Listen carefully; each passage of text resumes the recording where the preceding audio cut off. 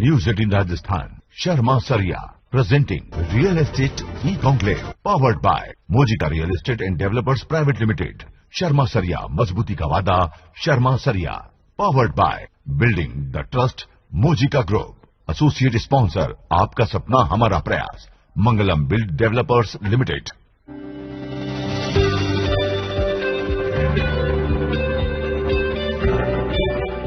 नमस्कार, मैं हूं आपके साथ सिरांधा शेखर. आपका बहुत बहुत स्वागत करती हूं news 18 Rajasthan real estate e conclave में. इस अनूठे मंच पर आज हम बात करेंगे कोविड-19 के कारण राजस्थान के रियल एस्टेट सेक्टर में आई चुनौतियों, उनसे निपटने के उपायों, विकास योजनाओं और भविष्य की तैयारियों की. इसके साथ ही रियल एस्टेट के विकास से जुड़े कई बिंदुओं पर भी करेंगे चर्चा. News 18 Rajasthan real estate e conclave में हमारे साथ जुड़ चुकी हैं रियल एस्टेट सेक्टर की दिग्गज हस्तियां और एक्सपर्ट. हमारा पहला सेशन है कोविड-19 और रियल एस्टेट 2021. इस सेशन में हमारे साथ बातचीत करेंगे जयपुर विकास प्राधिकरण के आयुक्त श्री गौरव गोयल जी, मंगलम बिल्डर्स एंड डेवलपर्स के चेयरमैन श्री एन.के. गुप्ता जी और गैलेक्सी ग्रुप के चेयरमैन श्री दौलत डागा जी. और आपसे बातचीत करेंगे न्यूज 18 राजस्थान के सीनियर एडिटर श्रीपाल शक्तावत जी. नमस्कार, ई कॉन्क्लेव रियल एस्टेट 2020 में आपका स्वागत है. मैं हूं श्रीपाल शक्तावत और आप देख रहे हैं राजस्थान का विश्वसनीय चैनल न्यूज 18 राजस्थान. जी हां, आज बात कोविड-19 और रियल एस्टेट 21 की, यानी कोविड-19 ठहरा है और रियल एस्टेट 21. कोविड-19 से उबरकर रियल एस्टेट अब आसमान छूने के लिए बेताब है. और इसी पर चर्चा करने के लिए, समस्याओं का समाधान ढूंढने के लिए आज हमारे साथ हैं जयपुर विकास प्राधिकरण के आयुक्त श्री गौरव गोयल और दो नामचीन हस्तियां जो रियल एस्टेट से जुड़ी हुई हैं, श्री एन.के. गुप्ता साहब जो मंगलम बिल्ड डेवलपर्स लिमिटेड के चेयरमैन हैं और श्री दौलत डागा साहब जो कि गैलेक्सी ग्रुप के चेयरमैन हैं. आप सभी का स्वागत है. बातचीत शुरू करते हैं और कोशिश करते हैं रियल एस्टेट के मौजूदा दौर को समझने की. आप सभी का स्वागत है इस ई कॉन्क्लेव में. आज कुछ सवालों के साथ हम बैठेंगे, कुछ समस्याओं को लेकर के बैठेंगे और कोशिश करेंगे कि उनका समाधान कैसे हो.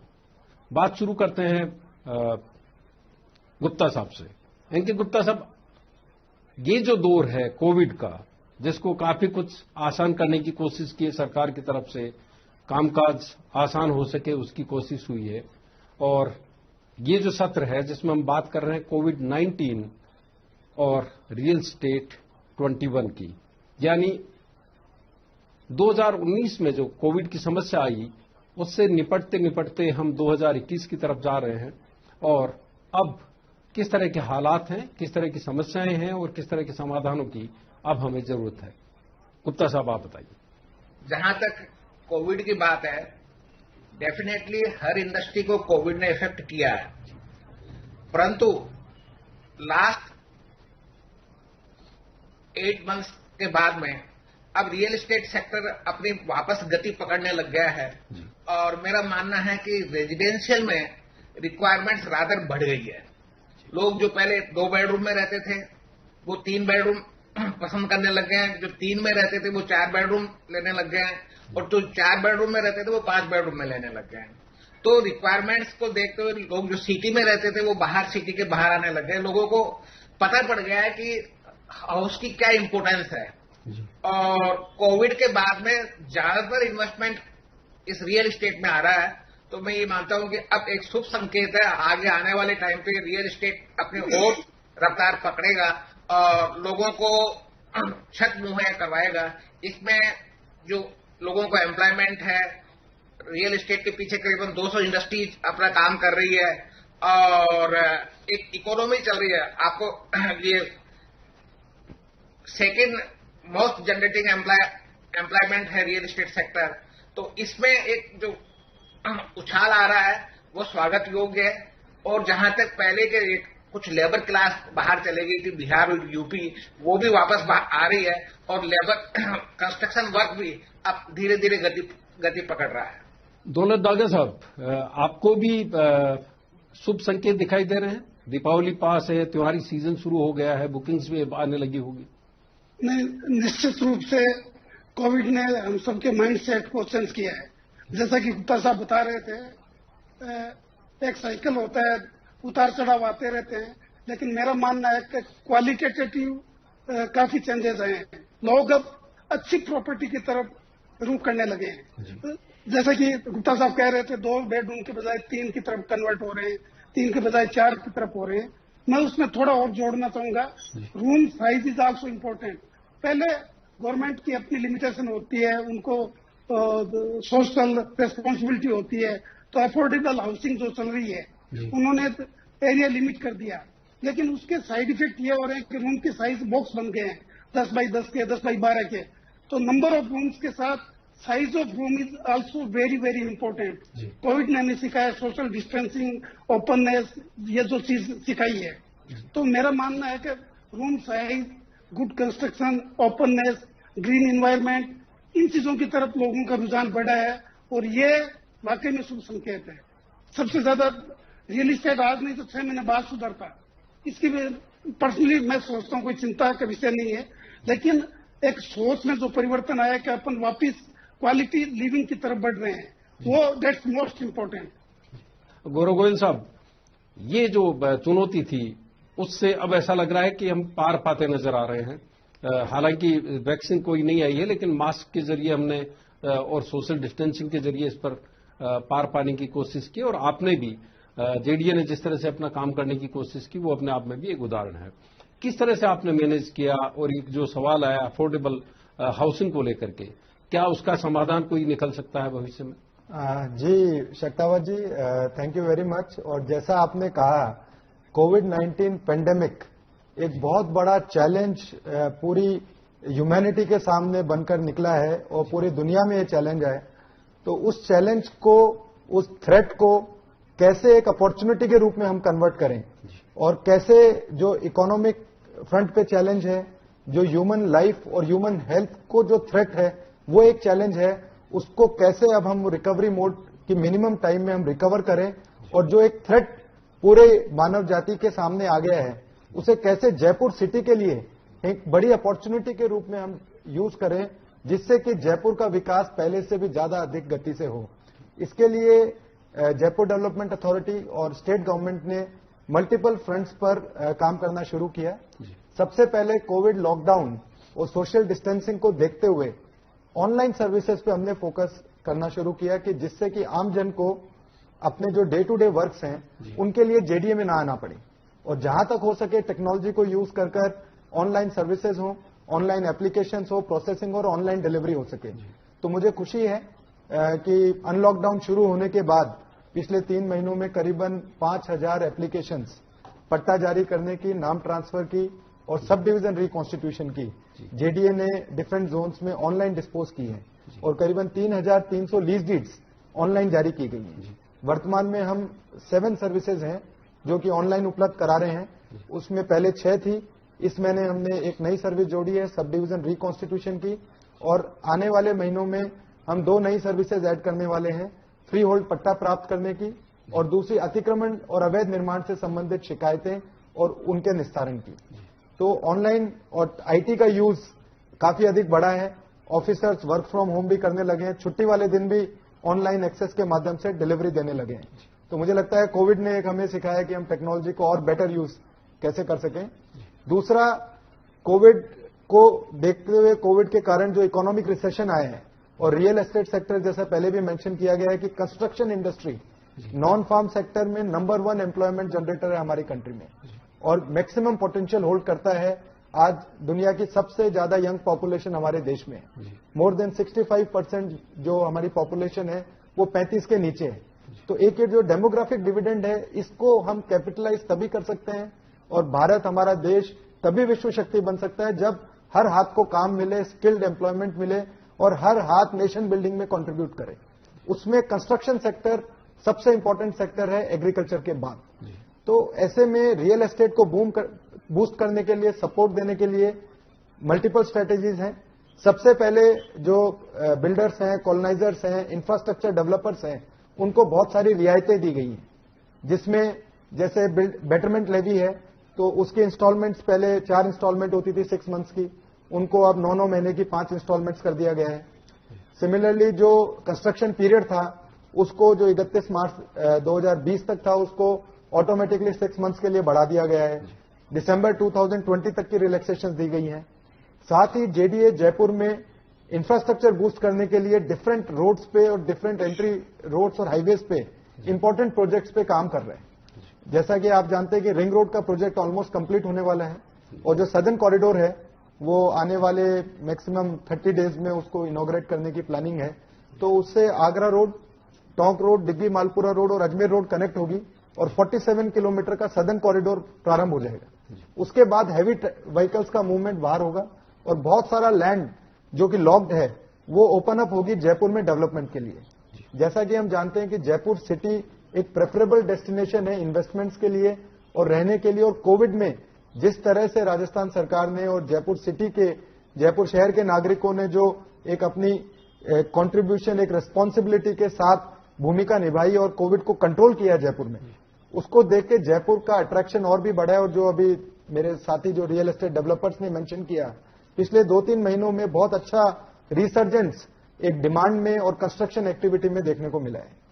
इसके साथ ही मैं ये मेंशन करना चाहता हूं कि नए इंफ्रास्ट्रक्चर के प्रोजेक्ट्स, क्योंकि जेडीए की फाइनेंशियल पोजीशन भी रियल एस्टेट के साथ साथ चलती है और बीच में ऐसी पोजीशन आ गई थी जब हमें ओवरड्राफ्ट लेना पड़ा था, बट अभी अच्छा रेवेन्यू आने से हमने ओवरड्राफ्ट चुका दिया है और अभी करीबन 1000 करोड़ के नए प्रोजेक्ट्स जेडीए कंसीव कर रहा है, जिससे आने वाले समय में डिफरेंट फ्लाईओवर्स, आरओबीज, नए रोड्स और रोड वाइडनिंग से शहर के विकास को नए आयाम मिलेंगे।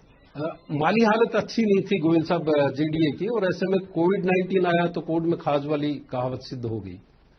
ऐसी स्थिति में आपने ई ऑक्शन किए, जो आप बता रहे हैं कि आप ओवरड्राफ्ट से भी अब निकल गए हैं, अब आपके पास में एक रेवेन्यू जनरेट हो रही, तो ये कैसे संभव हो पाया? किस तरह से आपने मोटिवेट किया अपनी टीम को, किस तरह की योजनाओं के साथ आप आगे बढ़े और जो आम आदमी है उसको एक छत नसीब हो सके, उसके लिए किस तरह से आपने कोशिश की? इसके लिए मैं जैसे मिसाल के तौर पर ईडब्ल्यूएस एलआईजी के 1500 ड्वेलिंग यूनिट्स जेडीए के पास प्रोजेक्ट सैंक्शन था, परंतु पिछले 3 सालों से प्रयास करने के बावजूद सफिशिएंट नंबर ऑफ एप्लीकेशंस प्राप्त नहीं हो रही थी। तो उसको हमने बैंक लोन से लिंक किया, बैंक के साथ टाई अप किया, 10% अपफ्रंट पेमेंट देना पड़े आर्थिक रूप से कमजोर आय वर्ग के परिवारों को और उनको अपना खुद का घर मिल सके। और इस तरह पैकेज बना के जब ऑफर किया तो हमारी स्कीम ओवर सब्सक्राइब हो गई और अभी 25 सितंबर को हमने लॉटरी निकाली, उसमें सारे सक्सेसफुली अलॉट हो गए। इसी तरह से 4 अलग अलग स्कीम्स में जब पहले इंडिविजुअल ऑक्शन करते थे तो उसमें मार्केट में कंपटीशन होने के कारण अफोर्डेबल प्राइस पे घर नहीं मिल पाता था। तो हमने लार्ज चंक्स निलय कुंज योजना, गोकुल नगर, हीरालाल शास्त्री नगर और एपीजे अब्दुल कलाम को एक पॉलिसी डिसीजन लेकर अलग अलग कैटेगरी में ईडब्ल्यूएस, एलआईजी, एमआईजीए, एमआईजीबी में लॉटरी के माध्यम से ऑफर किया और मार्केट रेट से 20% कम रिजर्व प्राइस पर हमने टैग करके उसको ऑफर किया। तो उससे जो आमजन को एक अफोर्डेबल रेट पे जेडीए का प्लॉट भी मिल पाया और जेडीए को रेवेन्यू भी जनरेट हो गई। तो इसी प्रकार अब हम वेयर हाउसिंग की स्कीम्स टोंक रोड पे, अजमेर रोड पे, आगरा रोड पे और दिल्ली रोड पे लेके आ रहे हैं। हाल ही में सीकर रोड पे एक एग्रो वेयर हाउसिंग की स्कीम लॉन्च की है और साथ ही कुछ नए इंडस्ट्रियल एरिया की भी प्लानिंग कर रहे हैं, क्योंकि आवासीय छत मिल सके, अपना मकान मिल सके, उसके साथ साथ यह भी आवश्यक है कि रोजगार के अवसर भी सिटी में हर कॉर्नर में डेवलप हो। जयपुर आज एक मेट्रोपॉलिटन सिटी है, देश के सबसे बड़े प्रदेश की राजधानी है और एक काफी अट्रैक्टिव सॉट आफ्टर डेस्टिनेशन है पूरे ग्लोबल मैप पे। तो जयपुर में हर कॉर्नर में एम्प्लॉयमेंट अपॉर्चुनिटी जनरेट हो, इसके लिए agro processing centres, agro warehousing hubs, logistic centre और इंडस्ट्रियल हब्स और रिजॉर्ट हाउसिंग, ये नए प्रोजेक्ट्स हम अगले 2-3 महीनों में प्लान कर रहे हैं और हमें उम्मीद है कि जो रियल एस्टेट में अब रिसर्जेंस है उसका बेनिफिट और मिलेगा और जेडीए अपने नए प्रोजेक्ट्स कंप्लीट कर पाएगा। गुप्ता साहब, जो अभी एक बड़ी खबर गोयल साहब ने दी जेडीए की तरफ से कि जल्द ही वो कॉरिडोर शुरू हो जाएगा जिसका इंतजार था, उसके बाद कितना आपको लग रहा है कि बूम आ सकता है रियल एस्टेट में, कितनी सुविधा आपको होगी? क्योंकि आमतौर पर एक शिकायत होती है कि रियल एस्टेट डेवलप तो होता है लेकिन वहां पर सुविधाएं नहीं मिल पाती है, सड़क नहीं बन पाती है, सीवरेज वहां पर नहीं मिल पाती है, पानी के कनेक्शन नहीं मिल पाते हैं, उसका नुकसान आमतौर पर बिल्डर्स को, रियल एस्टेट से जुड़े लोगों को भुगतना पड़ता है। मैं गौरव गोयल साहब का आभारी हूं कि आपने बहुत ही डिटेल से बताया कि जेडीए क्या करने जा रहा है और आपके समय से जो आपने ऑनलाइन इंफॉर्मेशन कार वो दिया है वो काफी सक्सेसफुल है। इसके लिए मैं आपको बधाई देता हूं। एक प्रयास जेडीए का चल रहा है कि शहर में अपन किस प्रकार से विकास करें, किस प्रकार से ओवर ब्रिज बन रहे हैं, अंडर ब्रिज बन रहे हैं। एक बार मैंने ये स्कीम देखी है गौरव गोयल साहब के साथ में। परंतु मैं एक बार और कहना चाहूंगा कि जयपुर में प्राइवेट बिल्डर्स ने काफी कॉलोनियों का डेवलपमेंट किया है और मेरा मानना है कि करीबन इस प्रकार की कॉलोनियां 5-7 हजार कॉलोनियां हैं जो कि डेवलप जेडीए की मंजूरी के बाद में डेवलप हुई है और जेडीए में उनका डेवलपमेंट चार्जेस भी जमा है। परंतु उन कॉलोनियों में किसी प्रकार का डेवलपमेंट जेडीए द्वारा नहीं किया गया। जो सेंट्रलाइज जयपुर है वहां तो ठीक है, रोड्स भी ठीक है, पानी की सुविधाएं भी ठीक है और सारे अंडरपास ओवरपास ठीक है, और तो दूर दराज की जो कॉलोनियां हैं वहां पे डेवलपमेंट नहीं हो पा रहा, न डेवलपर कर पा रहा और न जेडीए कर पा रहा। मेरी गौरव साहब से रिक्वेस्ट रहेगी कि इन फ्यूचर चाहे वो डेवलपमेंट चार्जेस बढ़ा देंगे, डेवलपर डेवलपमेंट चार्जेस देने को तैयार है, चाहे वो 400 रुपए स्क्वायर फीट हो, चाहे 500 रुपए स्क्वायर यार्ड हो, परंतु ये 500 रुपए या जो भी चार्जेस लिए जाते हैं वो उन्हीं कॉलोनियों में खर्च किया जाना चाहिए जिससे कि वहां के लोगों को बेसिक सुविधाएं मिल सके, वहां के लोगों को पानी की सुविधा मिल सके, रोड्स की सुविधा मिल सके। एक बार डेवलपर ने जो एक बार रोड बना दी मैंने तो उसके बाद में उसकी कोई मेंटेनेंस नहीं होती है, उसके लिए भी लोगों को एक प्रॉब्लम है क्योंकि सारा पैसा जेडीए में जो जमा है वो दूसरे सालों में डाइवर्ट हो जाता है। तो मेरी रिक्वेस्ट ये रहेगी कि जितनी कॉलोनियां डेवलप की गई है जेडीए उनका मुआयना करे, वहां के लोगों की तकलीफों को सुने और वहां जो आधारभूत सुविधाएं हैं उनको पूरा करने की कोशिश करे जिससे कि सेंट्रल जयपुर में बर्डन नहीं होगा। मतलब बाहर लोग निकलेंगे और सुविधाएं मिलेंगी तो जरूर निकलेंगे, जेडीए का भी अपना नाम होगा।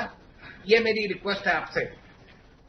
गोयल साहब, सवाल के साथ में आपको एक सुझाव भी मिला है, उम्मीद करते हैं कि आप इस पर भी कोई अमल करेंगे क्योंकि ये शिकायत आमतौर पर आती है कि डेवलप हो गया इलाका लेकिन वहां पर साधन नहीं है, आधारभूत सुविधाएं नहीं। ये बहुत ही पर्टिनेंट पॉइंट आपने रेस किया है और मुझे लगता है कि जेडीए को सर्टेनली जो अप्रूव्ड कॉलोनीज हैं और आउटर एरियाज हैं, सैटेलाइट टाउन्स हैं, उन पे फोकस करना चाहिए और वहां भी डेवलपमेंट करना चाहिए क्योंकि जो डेवलपमेंट का बजट जेडीए को प्राप्त होता है, रेवेन्यू जो जेडीए को मिलता है लोकल लैंड सेल से, कन्वर्जन आदि फीस से, तो उसके लिए नेचुरली फर्स्ट प्रायोरिटी रहती है मेन रोड्स और कॉमन इंफ्रास्ट्रक्चर।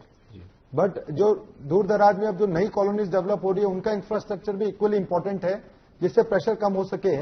इसमें एक बहुत अच्छा एग्जाम्पल अभी जेडीए ने हाल ही में पृथ्वीराज नगर में एक पॉलिसी डिसीजन लिया और पृथ्वीराज नगर के नियमन से जो पैसा प्राप्त हो रहा है वो राशि एक अलग अकाउंट में रखी जाती है और उसको केवल पृथ्वीराज नगर में ही internal roads, sewerage lines, street lights और ड्रिंकिंग वाटर प्रोजेक्ट्स के कंट्रीब्यूशन के रूप में यूज किया जा रहा है। तो ये बिल्कुल बहुत अच्छा सुझाव है और एक सर्टेन परसेंटेज हम उस एरिया की कॉलोनीज के लिए जोन वाइज ऐसा मैकेनिज्म बनाना चाहिए हमें और हम इस पे शीघ्र एक पॉलिसी डिसीजन भी लेंगे जिससे कि उस जोन में जो राशि प्राप्त हो एक्सटर्नल डेवलपमेंट की उसका एक सर्टेन शेयर तो उसी जोन में इमीडिएटली खर्च हो जिससे कि बैलेंस डेवलपमेंट हो सके। सैटेलाइट टाउनशिप का जो आपने एक आइडिया दिया वो अपने आप में नायाब है क्योंकि इससे शहर के ऊपर दबाव कम होगा, आबादी जिस तरह से पूरे शहर की तरफ बढ़ रही है उसके ऊपर एक नियंत्रण होगा।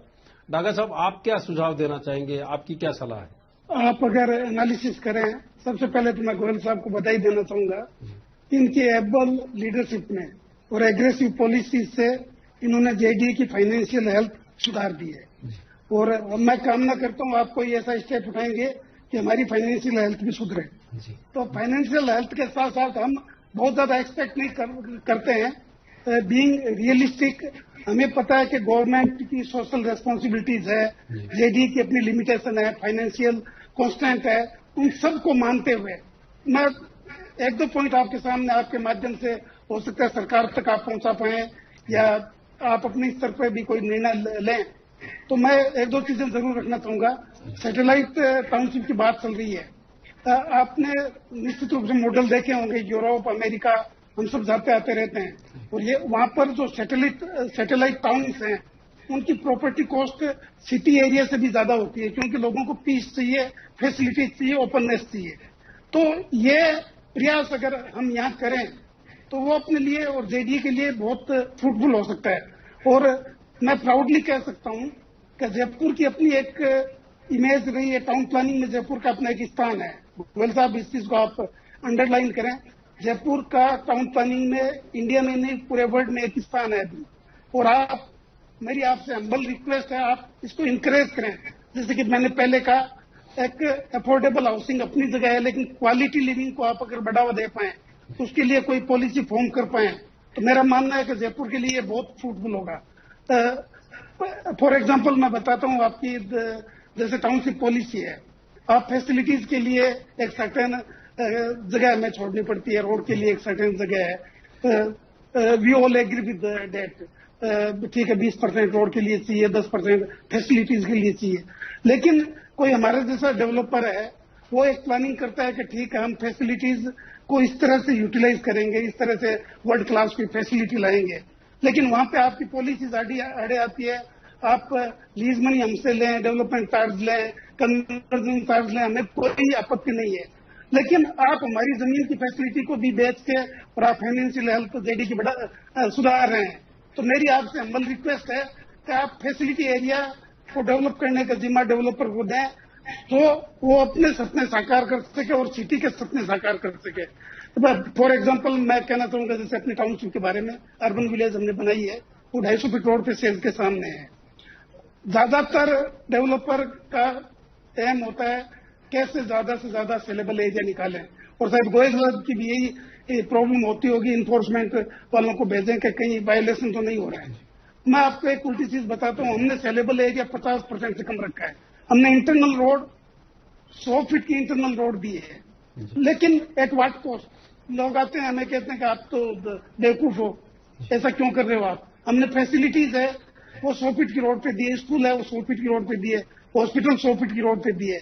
अगर मैं टिपिकल डेवलपर माइंड सेट का होता तो शायद कोई कोने में मैं स्कूल दे देता, हॉस्पिटल दे देता, और लेकिन उससे पर्पज सर्व नहीं होता।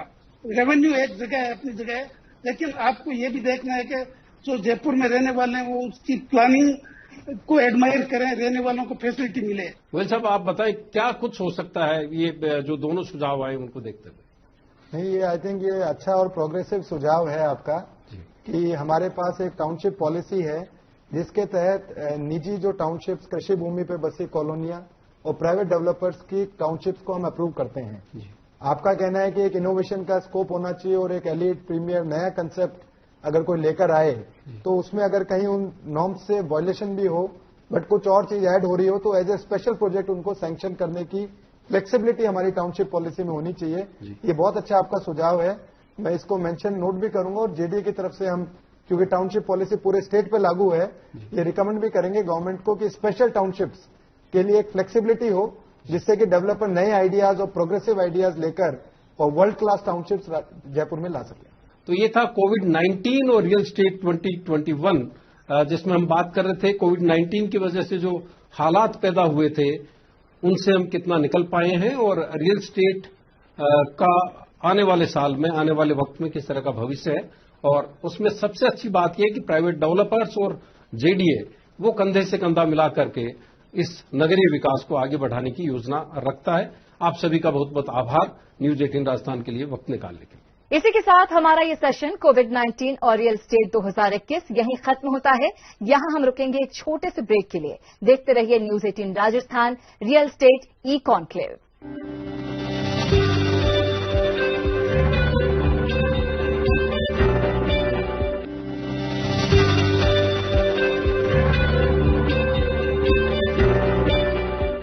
ब्रेक ब्रेक के बाद आपका एक बार फिर से बहुत बहुत स्वागत है। आप देख रहे हैं news 18 Rajasthan real estate e conclave.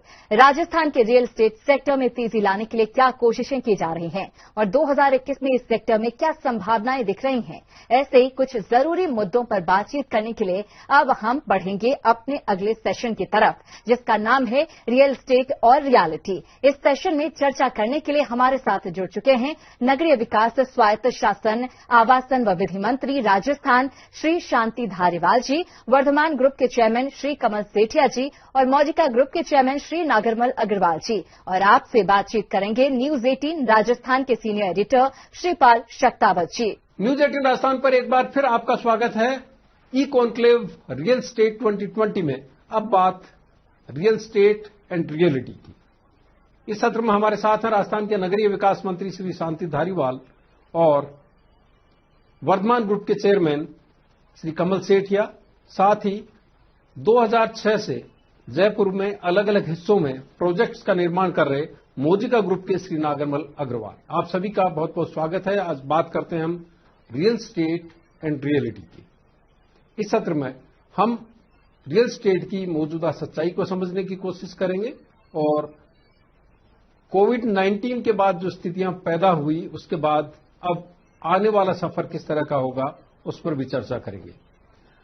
Dhariwal साहब, आपने कई उपाय किए, खासतौर पर जो रुग्ण अवस्था में आ गई थी जितनी भी हमारी स्वायत्त शासी संस्थाएं हैं, खासतौर पर जीडीए की बात करें या नगर पालिकाओं की बात करें, नगर निगमों की बात करें, उसको उस रुग्ण अवस्था से निकालने के लिए आपने क्या उपाय किए और किस तरह से उसमें सक्सेस हासिल हो रही है? देखिए, कोविड-19 तो आया है आपके मार्च से जी, मार्च 2020 से, लेकिन रियल एस्टेट की गिरावट तो काफी टाइम से देख रहे हैं हम जी, उसके पहले से देख रहे हैं और फिर कोविड के बाद में तो फिर होना ही था, हो भी गया। तो रियल एस्टेट को उठाने के लिए हमने कई चीजें की हैं जी, एक ही नहीं कई चीजें की हैं। बहुत लंबा इस पर लंबा डिस्कशन कर सकते हैं हम कि हमने क्या क्या किया है जी, जिससे कि रियल एस्टेट खड़ा हो, उठ खड़ा हो। क्योंकि रियल एस्टेट एक ऐसी, ये आपका बिल्डिंग इंडस्ट्री एक ऐसी इंडस्ट्री है जिससे 350 तरह की इंडस्ट्रीज चला करती हैं। कोई चिटकनी बनाता है, कोई कील बनाता है, कोई पेज बनाता है, कोई क्या बनाता है, कोई फर्नीचर बनाता है, वगैरह वगैरह। तो रियल एस्टेट से ही जो 2008 में और 2013 तक रियल एस्टेट के हालात थे, आज वो बिल्कुल उसके विपरीत है। अब उस विपरीत हालातों को किस तरीके से पक्ष में लाया जाए और रियल एस्टेट वालों को जो है उठा करके उनको सपोर्ट किया जाए ताकि रियल एस्टेट में कुछ तेजी आए, ये सब कुछ काम किया है। और अभी आपको पता लगेगा, शायद जयपुर, जोधपुर और कोटा 3 जगह तो चुनाव थे नगर निगम के, लेकिन हमने जो रियल एस्टेट में जितने भी बिल्डिंग बायलाज थे उनका इतना सरलीकरण किया है, इतना सरलीकरण किया है तो छप चुके हैं, वो नोटिफिकेशन हो चुका उनका। अब यहां पर जो आपका कोड ऑफ कंडक्ट जब खत्म हो जाएगा इन 3 सिटीज का, तो यहां पर भी लागू हो जाएगा। उससे बहुत बड़ा फायदा मिलेगा रियल एस्टेट को। रियल एस्टेट को मैं समझता हूं कि रियल एस्टेट को उठाने में बहुत बड़ा कदम जो कुछ संभव था सरकार के द्वारा, वो सब कुछ हमने किया है। कमल सेठिया साहब, जिस तरह से धारीवाल साहब कह रहे थे कि हालात जो 2013 के बाद में लगातार बिगड़ते चले गए रियल एस्टेट के, ऐसे में चुनौती आप लोगों के सामने बहुत बड़ी है। आप क्रेडाई से जुड़े हुए हैं, Rajasthan affordable housing development association के आप पैटर्न हैं। किस तरह की बजट की तरफ अब आप लोग जा रहे हैं ताकि ये रियल स्टेट में बूम भी आए और सरकार का जो मकसद है हर व्यक्ति को छत मिले, रहने को घर मिले, वो आसान है? पिछले 6 सालों से जो मंदी है, ऐसी मंदी पहले कभी नहीं आई। मैं पिछले लगभग 35-40 साल से इस व्यवसाय में हूं और 4-5 मंदियां देख चुका हूं, लेकिन ऐसी मंदी पहले कभी नहीं आई थी और फिर रही सही कसर कोरोना ने पूरी कर दी। लेकिन अभी जो परिदृश्य है वो बदल रहा है। सबसे बड़ी बात तो यह है कि जो नई बिल्डिंग बायलॉज की पॉलिसी आई है उसमें काफी सरलीकरण हो गया है। अलग अलग सर्कुलर होते थे, कहीं किसी को रेफर करना पड़ता था, अब सब जगह सभी चीजें एक जगह हो गई हैं। और दूसरा एक बहुत महत्वपूर्ण कार्य जो भी किया गया है सरकार के द्वारा, वो है ऑनलाइन एप्लीकेशन एक्सेप्ट करना और उसका प्रोसेस करना, जो भी समयबद्ध तरीके से हो पाएगा। वैसे यदि देखा जाए तो अभी हम संक्रमण काल से गुजर रहे हैं।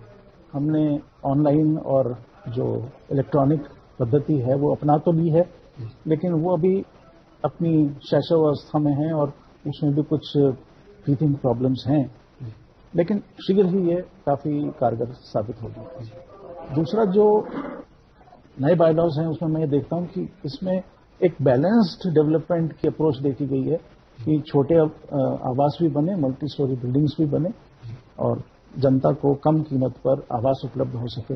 आपने बजट की बात कही तो हम मुख्यमंत्री आवास योजना और प्रधानमंत्री आवास योजना के अंतर्गत भी कार्य कर रहे हैं। इसमें सभी तरह की जो प्रोविजंस हैं उसमें विकास किया जा रहा है। जो सबसे अधिक अच्छा डेवलपमेंट है वो है हाई राइज बिल्डिंग्स में, तो वहां पर ईडब्ल्यूएस और एलआईजी के फ्लैट्स काफी अच्छी मात्रा में बन रहे हैं और बिक भी रहे हैं। यहां कुछ समस्याएं हैं जिनका जिक्र मैं मंत्री जी के सामने करना चाहूंगा कि पहली बात तो कि जब ये पॉलिसी लागू हुई थी उस पॉलिसी में ये लिखा हुआ है कि उसका पंजीकरण 50 और 100 रुपए पे होगा, इस तरह की आवासीय इकाइयों का। अब हालांकि ये विषय रेवेन्यू से रिलेटेड है, पर हमारे सामने एक सीनियर कैबिनेट मिनिस्टर हैं, हम अपनी वो समाधान के लिए जाने जाते हैं। हाँ, बिल्कुल जाने देते हैं सर। और इन्होंने तो हमेशा हमारे व्यवसाय को बहुत अच्छी तरह समझा है और एक अच्छा बैलेंस है कि जनता का भी भला हो और इंडस्ट्री का भी भला हो। हमेशा इनकी ये अप्रोच है।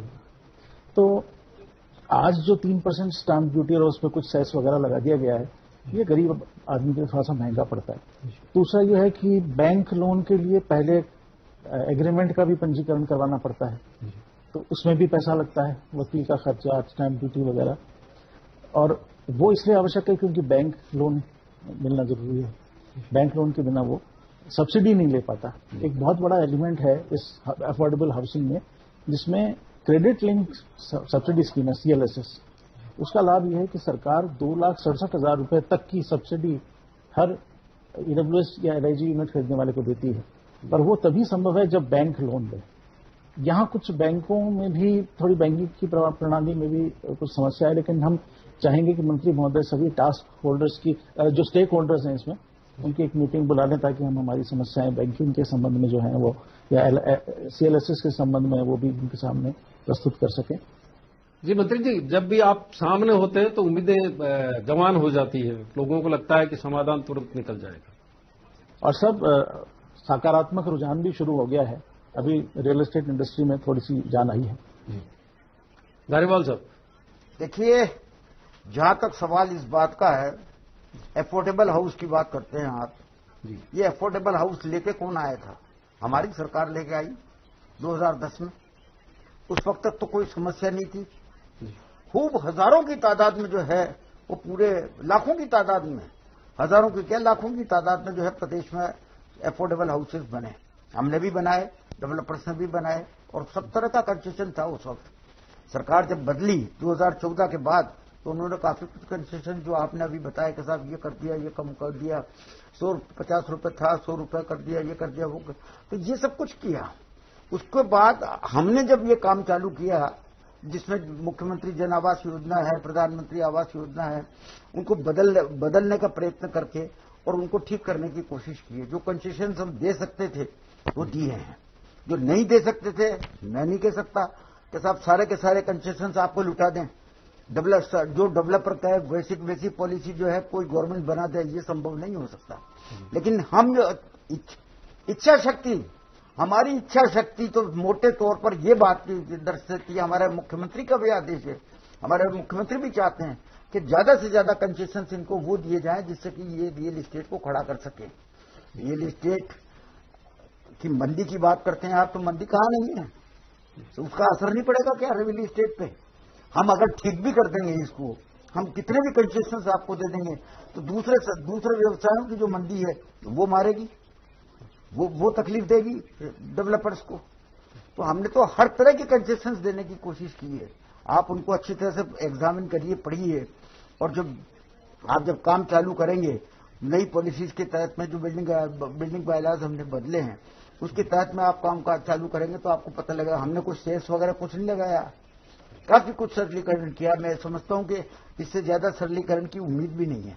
फिर भी देखते, अगर कुछ और होगा निश्चित तौर पर उठाने के लिए, रियल एस्टेट को उठाने के लिए आगे भी सरकार करेगी। मंत्री जी, एक सवाल अक्सर आता है कि बजरी का जो संकट है, पानी का संकट है, उसका समाधान किस तरह से निकले, क्योंकि जहां भी प्रोजेक्ट आते हैं इस तरह के, वहां पर इस तरह की दिक्कतें आती हैं। अदालतों में अटका हुआ मसला है, ये हमारे बस का तो है नहीं। आपने देखा होगा कि जब 2011 में हमने जो ये मेट्रो का काम चालू किया था, तो मेट्रो 3 महीने लेट इसीलिए हो गई थी कि बदली नहीं मिल रही थी। मुख्यमंत्री जी खुद चिंतित हैं, और चिंतित होने के नाते ही वो बार बार इस बात के लिए जो है अधिकारियों को बुला करके कहते हैं कि किसी तरीके से इस मामले को सुलझाओ। ये पर जो आपका एनवायरमेंट का किस्सा है, ये अदालतों के बीच में जो है दिक्कतें हैं, तो इनको किसी तरीके से सुलझाने का प्रयत्न तो किया जा रहा है, लेकिन क्या रिजल्ट रहेगा आगे जाकर के मैं नहीं कह सकता। बजरी का मसला वाकई बहुत जबरदस्त मसला है। आम आदमी भी परेशान है, और गवर्नमेंट के जो वर्ष चल रहे हैं वो भी सफर कर रहे हैं। एक डिमांड और है पानी की, कि क्या बिसलपुर से पानी दिया जा सकता है वहां पे, क्योंकि वहां पे पर्यावरण के लिहाज से वो बोरिंग नहीं कर सकते, पानी की दिक्कत भी आती है बिल्डर्स को।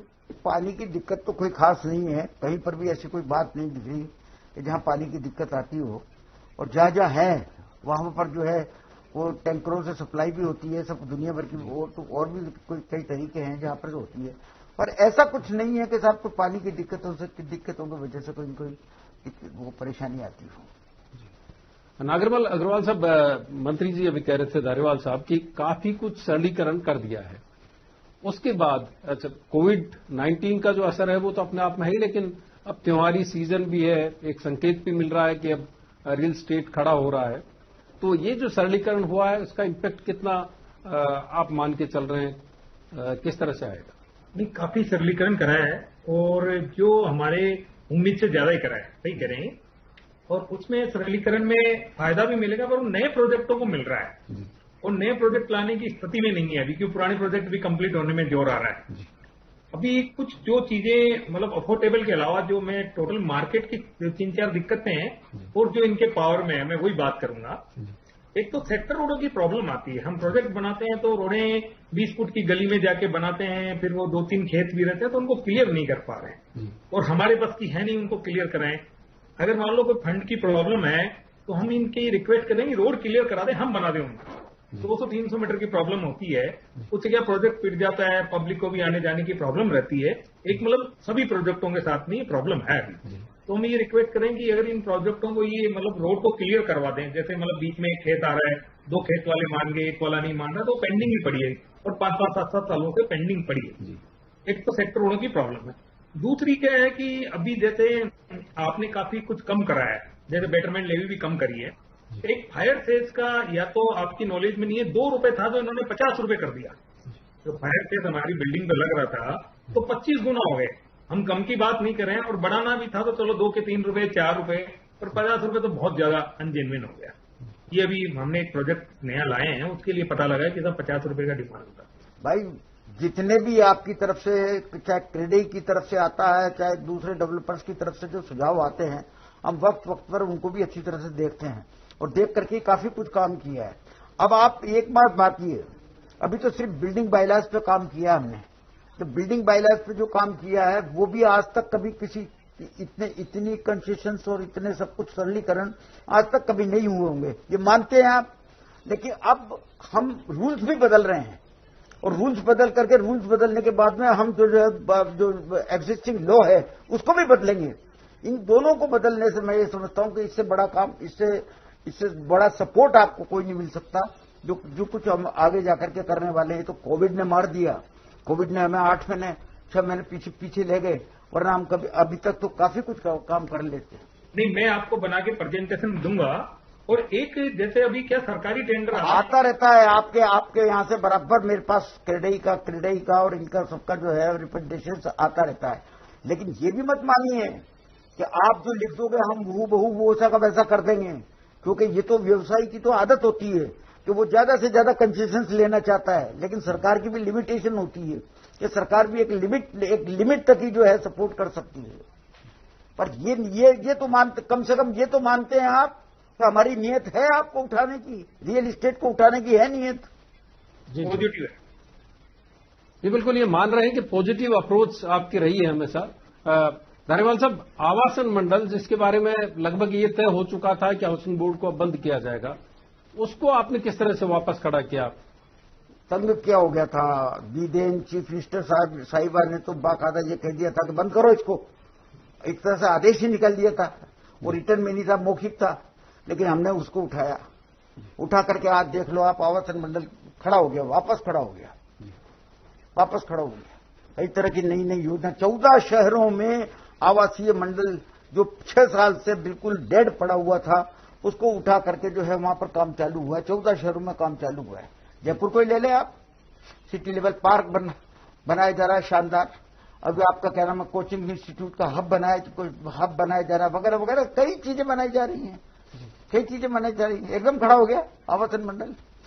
आप जेडीए की बात करते हैं कि साहब जेडीए की आर्थिक स्थिति कमजोर है जी। अब देखिए आप, जेडीए ने अभी 4 योजनाएं फेंकी, 4 योजनाएं चलाई, 4 योजनाओं में जितने टोटल प्लॉट थे उससे 10 गुने जो है वो एप्लीकेंट आ गए।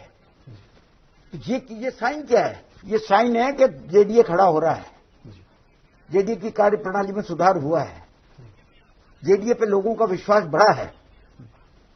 अभी देखिए ना 4 योजनाएं जो चलाई गई हैं। मैं कह रहा था सर, एक टेंडरिंग होती है अपने, जैसे आवासन मंडल की भी होती है, सरकारी की होती है, तो हमारे को बिल्डरों को भी उसमें मौका दिया जाए। जैसे बाकी तो आपके जो टेंडर करते हैं ठेकेदार लोग करते हैं या वेंडर जो होते हैं, तो उनमें भी चलो हमारा बिजनेस भी कुछ एक और चले जाए साथ में। आप आइए, बात करते हैं इस विषय पर, निश्चित तौर पर कोई ना कोई हल निकालेंगे। अगर आप करना चाहते हैं तो कोई तरीका निकालेंगे, कंसिडर करा जाए। मतलब बाकी हमारे पास सरकारी टेंडर तो होंगे नहीं पुराने, मतलब नए तरीके से कंसिडर करा जाए कि हमारा जो पहले का ट्रैक रिकॉर्ड है वो देख के हाँ, वो तो निश्चित तौर पर देखा ही जाएगा ट्रैक रिकॉर्ड। तो क्या कर सकते हैं, क्या तो किया है आपने और क्या कर सकते हैं, इस बात को तो एग्जामिन किया ही जाएगा। धारीवाल साहब, एक आखिरी सवाल, कोविड-19 वैसे भी चल रहा है, लेकिन अब जो रियल स्टेट है 2021 में, उसकी क्या संभावना लग रही है? ये जो रियलिटी है वो कितनी तेजी से बदल सकती है? मुझे विश्वास है और हमारे मुख्यमंत्री को विश्वास है कि हम निश्चित तौर पर इस रियल एस्टेट को इस मंडी से बाहर निकालेंगे। मंडी दूसरे क्षेत्रों में तो है, वो हमारे बस की नहीं है, कई केंद्र सरकार के बस की बातें हैं, जहां पर दूसरे व्यवसायों में मंडी है, लेकिन उस मंडी का असर रियल एस्टेट पर पड़ रहा है, लेकिन उसकी छाया पड़ रही है। हम मुख्यमंत्री जी भी चाहते हैं इस बात के लिए कि साहब इसको रियल एस्टेट को बिल्कुल अलग से जितना जो कुछ कर सकते हैं अपन करके खड़ा करें। वक्त आएगा। जो अभी मंत्री महोदय ने जो कहा कि कोर्ट कई बार हमारी प्लानिंग के रास्ते में आ जाता है जी, जैसा आपने बताया, वही एक भवन की ऊंचाई को लेकर भी समस्या है, जहां पर अब हमारे पास नगर निगम में स्नॉर्कल लैडर आ गई है, और पहले जो है भवन विनियमों के अनुसार ऊंचाई स्वीकृत नहीं की जा रही थी, तो अब वो की जा सकती है, लेकिन वहां पर भी कोर्ट ने एक आदेश दिया हुआ है, तो यदि उसे प्रभावी ढंग से कोर्ट में प्रस्तुत किया जाए तो वो भी हट सकती है। और स्वाभाविक तौर पर कानून मंत्रालय भी धारीवाल साहब आपके पास है, तो एक उम्मीद आपसे ये भी होती है। नहीं, मैं इनकी बात का जवाब दे दूं। स्केडल लीडर हमने 5 जगह मंगवाई है, जयपुर में ऑलरेडी है, एक और मंगाई है, जोधपुर में मंगाई है, कोटा में मंगाई है, आपको उदयपुर में मंगाई है और भीलवाड़ा में मंगाई है। सबको ऑर्डर पास हो चुके हैं। अब तो एक डिलीवरी आने वाली है, डिलीवरी आएगी, आपको हाइट मिलेगी, आपको हाइट मिलेगी, आप जितना हाइट चाहते हो उतनी देंगे, कोई दिक्कत नहीं है, कोई दिक्कत नहीं है। आखिर करोड़ों रुपए हम स्केडल लीडर खरीदने के लिए जो है लगा रहे हैं, तो वो काय के लिए लगा रहे हैं? इसीलिए कि भाई आपको हाइट मिले, फायर का तो इंतजाम हो जो हो, लेकिन आपको हाइट भी तो मिले। हम भी चाहते हैं कि जो है वर्टिकल जाना चाहिए, हॉरिजॉन्टल नहीं जाएगा, हम हॉरिजॉन्टल को पसंद नहीं करेंगे। जयपुर में रहने वाला आदमी जो जोहरी बाजार में रहता है, वो यहां से 40 किलोमीटर दूर जाकर के वहां मकान बना करके काम करने के लिए जोहरी बाजार में आएगा। हम ये चाहते हैं कि नजदीक हो, इसलिए वर्टिकल जो है वो डेवलपमेंट हो, उसी के लिए सारे इंतजाम किए जा रहे हैं। ये बड़ी खबर है कि आने वाले वक्त में राजस्थान के जो ये शहर हैं वो अब गगनचुंबी इमारतें देख सकेंगे और जो बिल्डर्स हैं उनको एक बड़ी राहत इसमें मिल सकेगी। एक बात मंत्री जी अक्सर आती है रियल एस्टेट से जुड़े लोगों की तरफ से कि वो टाउनशिप लाना चाहते हैं बाहरी इलाकों में, सैटेलाइट टाउनशिप, लेकिन वहां पर सुविधाओं का उस तरह का विस्तार नहीं हो पाता, उसकी वजह से उनको दिक्कतें होती है, सड़कें नहीं होती या सीवरेज वक्त पे नहीं होती, लाइट्स नहीं होती, उसका नुकसान उनको भुगतना पड़ता है। देखिए, एक्सटर्नल डेवलपमेंट का पैसा हम लेते हैं, एक्सटर्नल डेवलपमेंट का पैसा अगर पैसा वो वक्त पे जमा करा जाता तो सुविधाएं देने के लिए तो हमें देते ही हैं, निश्चित तौर पर हमें सारी सुविधाएं उपलब्ध होती हैं। कई बार पानी की दिक्कत आती है, इसमें भी कोई दो राय नहीं, लेकिन वो उसका भी हल निकाला जाता है। अब आप पृथ्वीराज नगर को ले लीजिए, वहां पर पानी की दिक्कत थी तो बिशनपुर का पानी पहुंच रहा है। टाइम लगता है, समय लगता है, सवाल यह कि इच्छा है आपके काम करने की, वो इच्छा हम रखते हैं। बहुत बहुत आभार आपका इतना वक्त देने के लिए न्यूज 18 राजस्थान को। तो ये था हमारा ई कॉन्क्लेव रियल एस्टेट 2020। खबरों के लिए देखते रहिए न्यूज 18 राजस्थान। इसी के साथ हमारा ये सेशन रियल एस्टेट और रियलिटी यहीं खत्म होता है। श्री शांति धारीवाल जी, श्री कमल सेठिया जी और श्री नागरमल अग्रवाल जी इस सेशन में हमारे साथ जुड़कर आपने कोविड-19 के कारण राजस्थान के रियल एस्टेट सेक्टर में संभावनाओं, बदलाव और तैयारियों पर अपने कीमती विचार व्यक्त किए। इसके लिए आपका बहुत बहुत धन्यवाद। उम्मीद करते हैं कि news 18 Rajasthan real estate e conclave Rajasthan के रियल एस्टेट सेक्टर को बेहतर दिशा और दशा देने में सहायक साबित होगा। इसी के साथ अब मुझे दीजिए इजाजत। नमस्कार।